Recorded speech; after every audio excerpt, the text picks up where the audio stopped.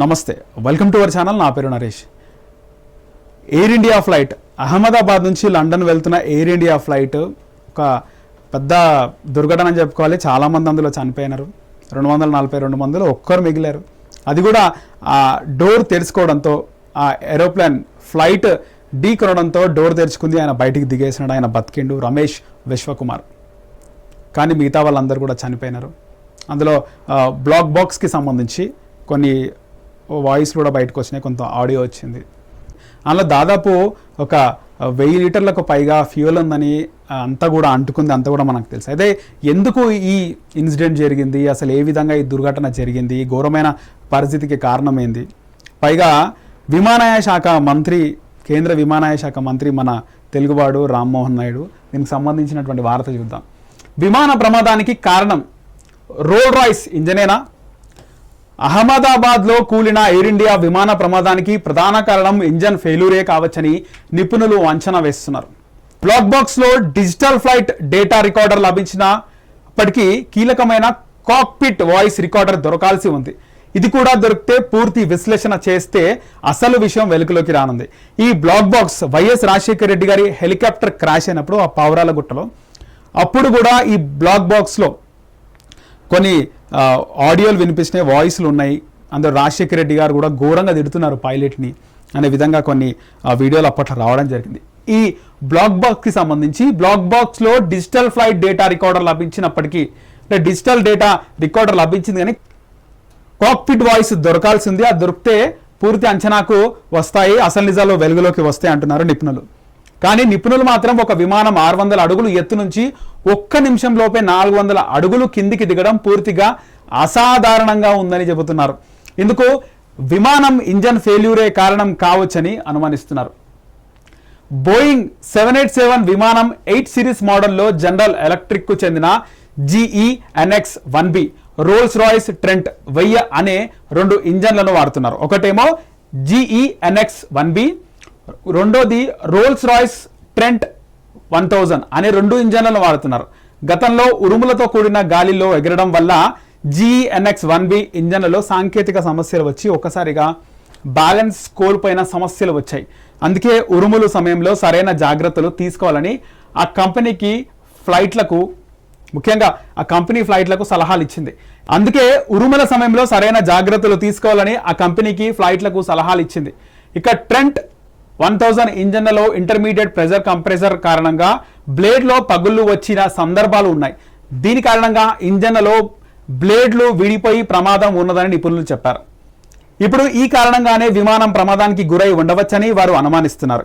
ఈ సమస్యను పరిష్కారం చూశామని, ఇక నాటి నుంచి ఎటువంటి సమస్యలు రాలేదని చెప్తున్న విమాన మెయింటెనెన్స్ లోపాల కారణంగా ఈ సమస్య గుర్తించకపోవడమే పెను ప్రమాదానికి కారణమై ఉండొచ్చని భావిస్తున్నారు.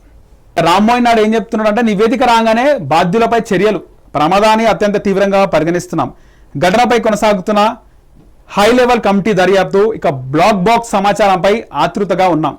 అహ్మదాబాద్ ఫ్లైట్ క్రాష్ ఘటనపై కేంద్ర మంత్రి రామ్మోహన్ నాయుడు అయితే ఇప్పటికీ నిపుణులు అంచనా వేస్తున్నారు. అసలు ఘటనపై హై లెవెల్ కమిటీ దర్యాప్తు చేస్తుంది.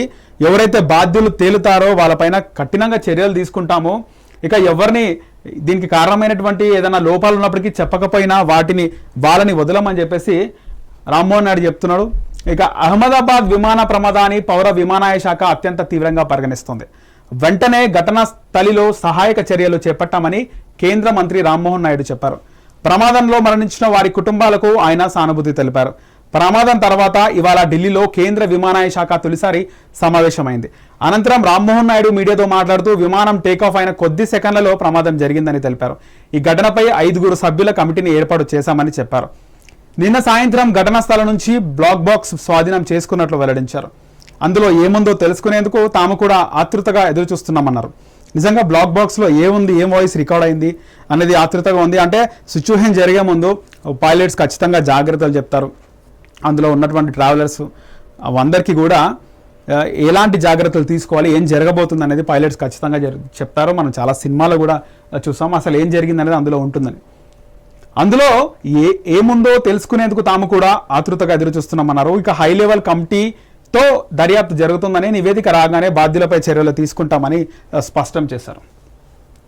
ఇక్కడ ఒక ఇంపార్టెంట్ న్యూస్ కూడా ఉంది. 650 అడుగుల ఎత్తు నుంచి విమాన ప్రమాదంపై aircraft accident investigation bureau దర్యాప్తు కొనసాగిస్తోందని సివిల్ ఏవియేషన్ అధికారులు తెలిపారు. 650 అడుగుల ఎత్తులో ఉన్నప్పుడు విమానం కూలిపోయిందని వివరించారు. ఈ ఘటనకు ముందే పైలట్ అహ్మదాబాద్ ఏటీసీకి మేడే కాల్ చేశారని, విమాన సిబ్బంది ఏటీసీ సంప్రదించేందుకు ప్రయత్నించినా అక్కడి నుంచి స్పందన రాలేదన్నారు. ఇక రంగంలోకి ఎన్ఐఏ అహ్మదాబాద్ విమానం కూలిన ప్రాంతాన్ని నేషనల్ ఇన్వెస్టిగేషన్ ఏజెన్సీ పరిశీలిస్తోంది. ప్రమాదం వెనుక కుట్ర కోణం ఏమైనా ఉందా? రీసెంట్గా దేశంలో జరుగుతున్నటువంటి పరిణామాలు చూస్తున్నాం. ఎక్కడ చూసినా జనాలే నష్టపోతున్నారు, జనాల ప్రాణాలు పోతున్నాయి.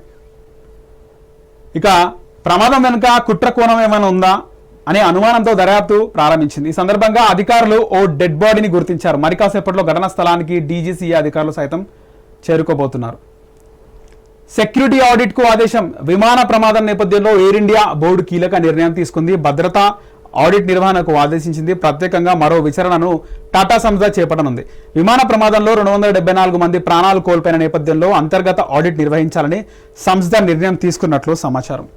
మొత్తానికైతే రామ్మోహన్ నాయుడు ఆయన కేంద్ర విమానయాన శాఖ మంత్రిగా ఉన్నారు. గతంలో ఇదే టీడీపీ గవర్నమెంట్లో అప్పుడు కూడా పొత్తుంది 2014 తర్వాత. అప్పుడు కూడా విమానయాన శాఖ మంత్రి, కేంద్ర విమానయాన శాఖ మంత్రిగా అశోక్ గజపతి రాజు గారు ఉండే. ఇప్పుడు రామ్మోహన్ నాయుడు గారు ఉన్నారు. సో పరిశీలిస్తున్నారు. ఎవరైనా బాధ్యులు తేలితే, ఏదైనా కుట్ర కోణం ఉంటే, కావాలని వాంటెడ్లీ చేస్తుంటే ఖచ్చితంగా కఠిన చర్యలు ఉంటాయి అని చెప్పేసి అయితే రామ్మోహన్ నాయుడు చెప్తున్నాడు.